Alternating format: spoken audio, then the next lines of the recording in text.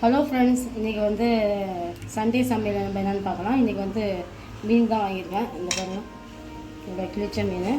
இது வந்து அப்படியே 100 ரூபாய். இது அடுத்து வேறு என்ன வாங்கியிருக்கேன்னாக்கா பார்த்தீங்கன்னாக்கா நல்லா சூப்பராக கடம்பா வந்து இங்கே மண்ணில் வந்து நல்லா சீப்பாக கிடச்சி சென்னையில். இது அப்படியே 100 ரூபாய். பார்த்தீங்களா, இன்றைக்கி வந்து இதான் நம்ம வீட்டில் லஞ்சு. மீன் குழம்பு, மீன் வறுவல், கடம்பா. இதை வச்சு எப்படி செய்யலாம் அப்படிங்கிறத நான் சொல்கிறேன். இப்போ எப்போதும் நம்ம மீன் குழம்புக்கு கொதிக்கப்போம் பார்த்தீங்களா, புளி, மிளகாத்தூள், உப்பு, தக்காளி, வெங்காயம் எல்லாத்தையும் போட்டு கரைச்சி வடிகட்டி தாளிச்சு விட்டுருக்கோம். அதில் வந்து பச்சை மிளகாய் போட்டு இப்போ கொதிச்சுக்கிட்டு இருக்குது. இப்போ அதுக்கு அந்த கேப்பில் வந்து நம்ம வந்து மீனை க்ளீன் பண்ணிவிட்டு வந்துடலாம். நல்லா குழம்பு வந்து சுண்டி வந்துடுச்சு. இப்போ நம்ம வந்து மாங்காய் போட்டுக்கலாம். எப்போதும் வைக்கிற மாதிரி தான் ஃப்ரெண்ட்ஸ் மீன் குழம்பு, அதில் வந்து முடிவு கிடையாது. மாங்காய் போட்டு லைட்டாக கொதி வந்து நம்ம அடுத்து நம்ம மீன் போட்டுக்கலாம். இப்போ வந்து மாங்காய் போட்டு கொதி வந்துச்சு. இப்போ வந்து நம்ம மீன்லாம் வந்து போட்டுக்கலாம். மீன் அப்படியே ஒன்றா போட்டு லைட்டாக ஒரு கொதி வந்து நம்ம அப்படியே வந்து ஆஃப் பண்ணிக்க வேண்டியதான். இப்போ வந்து மீன் குழம்பு ரெடி ஆகிடுச்சு. அடுத்து வந்து இப்போ வந்து இது பார்த்தீங்கன்னா கடம்பா, அதை எப்படி செய்யலாங்கிறத நான் அது ஃபுல் வீடியோவாக நான் போனேன் இதுலேயே. சரிங்களா, இப்போ வந்து பாருங்கள், இப்போ செமையாக மீன் குழம்பு சூப்பராக ரெடி ஆகிடுச்சு பாருங்கள். ஓகேவா, மாங்காய், பச்சை மிளகாய், மீன் எல்லாம் போட்டு குழம்பு செமையாக வச்சாச்சு. இப்போ அடுத்து அங்கே வந்து நான் மீனை வந்து ஊற வச்சுருக்கேன். வந்து மசாலா போட்டு ஊற வச்சுருக்கேன். இது வந்து நல்லா இது ஒரு 1/2 hour ஆகிடுச்சு. சரிங்களா, அதனால் வந்து நல்லா ஊறிக்கிட்டு இருக்கணும். இது இங்கே வந்து நான் வந்து இப்போ வந்து கடம்பா க்ளீன் பண்ணி வச்சுருக்கேன். முன்னாடி காமிக்கும்போது எப்படி இருந்துச்சு, இப்போ எப்படி இருக்குது பார்த்தீங்களா. இதை வந்து என்ன செய்யணுனாக்கா, நம்ம கட் பண்ணுறதுக்கு முன்னாடியே ஒரு 4-5 டைம் வந்து இது மாதிரி ஒரு மாதிரி பிளாக்காக வரும். இதில் அது வந்து பிளாக் போகிறது அளவுக்கு நம்ம வந்து நல்லா கழுவிட்டு இப்போ வந்து என்ன பண்ணாக்கா இதை வந்து கட் பண்ணணும். இது ஒரு விஷயம்.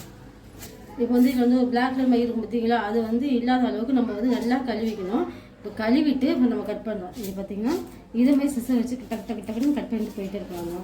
இதை கட் பண்ணிவிட்டு அப்பயும் வந்து என்ன செய்யணும், ஒரு 4-5 டைம் நல்லா மஞ்சள் போட்டு நல்லா கழுவிடணும்.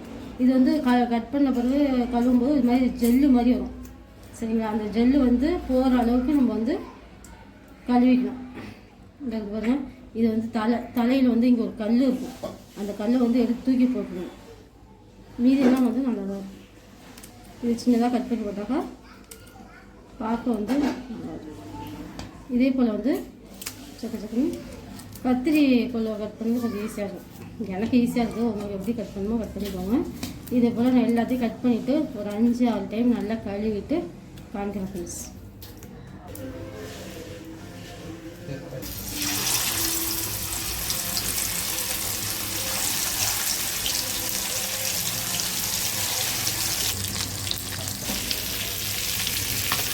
வர சூப்பராக மீன் வந்து பொதிக்கிட்டு கொஞ்சம் எடுக்காது.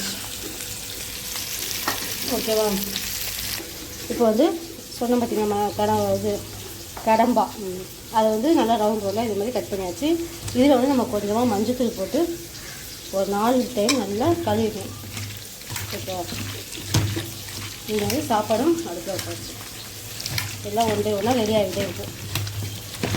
இது வந்து க்ளீன் பண்ணும்போது ஒரு மாதிரி நிறையா வரும், அது மாதிரி ஜெல்லு மாதிரி வரும். அது வந்து ஒரு 4-5 டைம் அலசணும்னு வச்சுக்கோங்களேன். கிடையாதுங்க. அதுதான்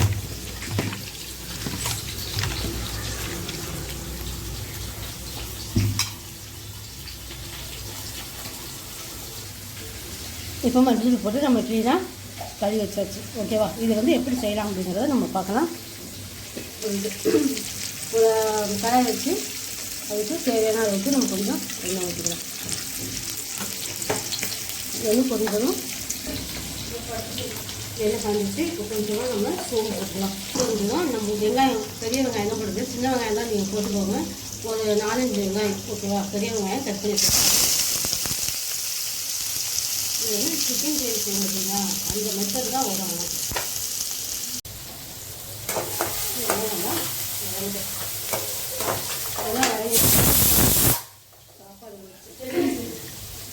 தக்காளி ஒரு 2 தக்காளி போட்டு நல்லா வச்சுக்கலாம்.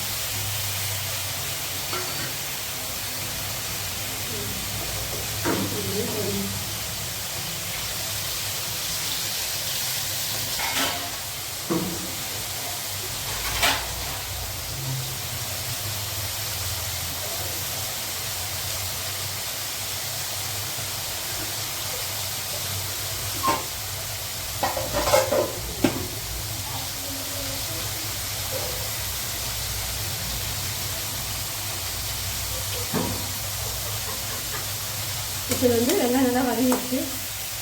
தக்காளி போட்டு நம்ம மூடி வைப்போம். அப்போ சீக்கிரம் வெங்காயம் வேகும். தக்காளி வேகும். அந்த சைடு மீன் இருந்து சாப்பாடு ரெடி ஆகிடுச்சு.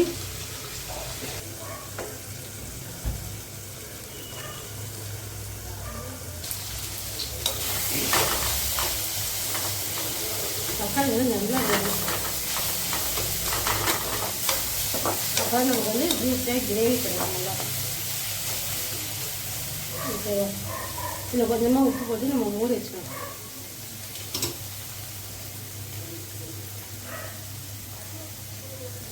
உப்பு கொஞ்சமாக போட்டு மூடி வச்சிடணும். இப்போ வந்து வெந்துக்கிட்டே இருக்கிற ஸ்டைலில் நம்ம ஒரு ஸ்பூன் அளவுக்கு இஞ்சி பூண்டு பேஸ்ட்டு போட்டுக்கலாம். இஞ்சி பூண்டு பேஸ்ட்டும் அந்த பச்சை வாசனை போகிற டைமும் நல்லா அந்த தக்காளி வெங்காயம் வதங்குற டைமும் எல்லாம் ஒன்றாயிடும். அதனால் நல்லா போட்டு வதக்கணும்.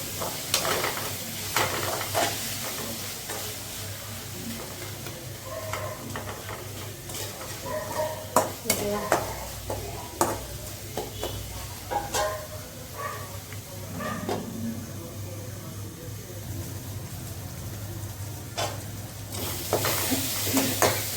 பச்சை வாசனம் போயிடுச்சு. வெங்காயம் நல்லா வளைய வெந்துடுச்சு. ஓகேவா? இப்போ இந்த ஸ்டேஜில் நம்ம க்ளீன் பண்ணி வச்சுக்கிற அந்த கனவா மீனை போட்டுக்கலாம். கடம்பா போட்டு இப்போயும் நம்ம தண்ணி ஊற்றக்கூடாது ஃப்ரெண்ட்ஸ். இதுலேயே தண்ணி ஊறும் நல்லா. நம்ம சிக்கன் போட்டு வதக்கினா எப்படி தண்ணி ஊறும் பார்த்தீங்களா? அதே போல் இதுலேயும் தண்ணி ஊறும். இதில் வர தண்ணியிலேயே தான் வேகணும். வந்து நம்ம தண்ணி ஊற்றக்கூடாது.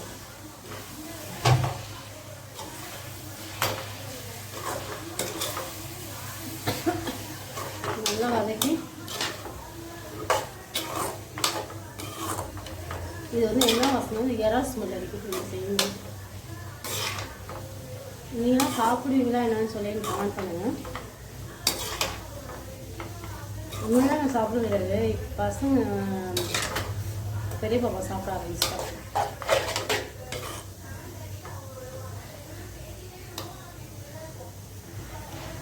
நல்லா வேகட்டுது.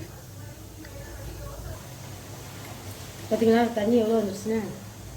இப்போ இந்த ஸ்டேஜில் நம்ம கொஞ்சம் உப்பு போட்டால் தான் அது வந்து வேகும் போதே நல்லா உள்ளே இறங்கும். ஓகேவா? பெரிதாக இருக்குன்னு சொல்லிட்டு ஒரு கொஞ்சம் தண்ணி எவ்வளோ தண்ணி அதிலே தண்ணி வந்து ஊறி வந்து எவ்வளோ தண்ணி கிடைக்கும். புரியுதா? இது வந்து அதிலே வந்து தண்ணி நம்ம தண்ணி ஊற்றக்கூடாது. இது வந்து இதோட தண்ணியிலே வந்து வேகட்டும். நம்ம வந்து மூடி வச்சுக்கலாம். இன்னும் கொஞ்சம் இந்த தண்ணி லேசாக வத்துன பிறகு அப்புறமேட்டு நம்ம வந்து மிளகாத்தூள் போட்டுக்கலாம். எங்கேயுமே நண்டு கிடைக்கல ஃப்ரெண்ட்ஸ். இப்போ நண்டு வாங்கலாம் தான் போனேன். நண்டு கிடைக்கல. அதை பார்த்தீங்கன்னா நல்லா வந்து எப்படி சுருண்டு வச்சுக்கணும்.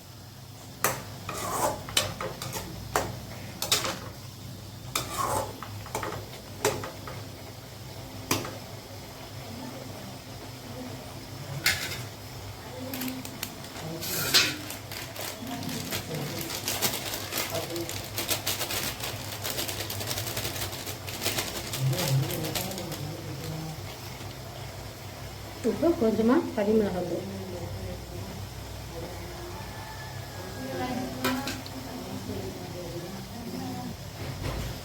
அதே கொஞ்சம்னா ஒரு அரை ஸ்பூன் அளவுக்கு குழம்புத்தூள். ஓகேவா? குழம்புத்தூள் பாருங்க. நான் பால் தண்ணி சுண்டின பிறகு தான் நானே வந்து மசாலா ஐட்டம்ஸ்லாம் போடுறேன். நம்ம முன்னாடியே போட்டோம்னா இது சீக்கிரம் வேகாது. அதனால் இது வந்து பாதி அளவுக்கு வெந்திருக்கணும். பாதி அளவுக்கு தண்ணியும் சுண்டி இருக்கணும். அந்த டைமில் நம்ம வந்து மசாலா போடணும்.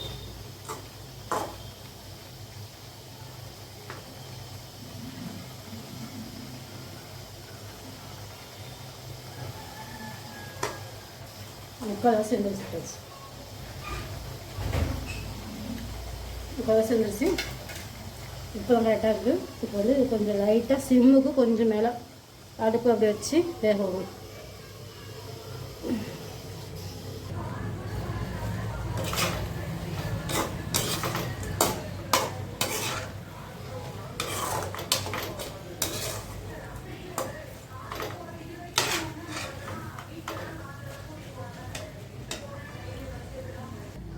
வந்து நைஸ் வந்துடுச்சு. வந்து கொத்தமல்லி லைட்டாக போட்டுருவோம்.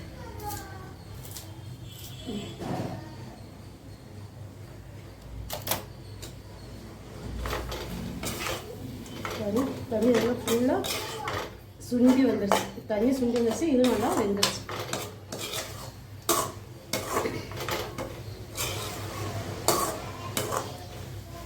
ரசத்துக்கு சாம்பார் சாதம் எல்லாமே செம்மையாக இருக்கும். சிக்கன் கிரேவி மாதிரியே தான் இருக்கும். ஓகேவா?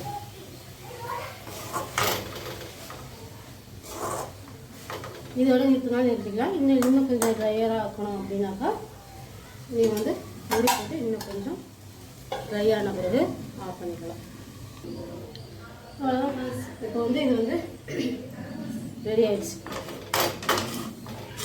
பார்த்தீங்களா? தண்ணியே இல்லை, சூப்பராக ரெடி ஆயிடுச்சு. அதுதான் இன்னைக்கு நம்ம வீட்டு சண்டே சமையல் ரெடி. வாங்க இன்றைக்கி நம்ம வீட்டில் இன்றைக்கி சண்டே என்ன சாப்பாடுங்கிறத பார்க்கலாம். இப்போ பாருங்க, சண்டே சாப்பாடு ரெடி ஆகிடுச்சு. சுட சுட சாதம்,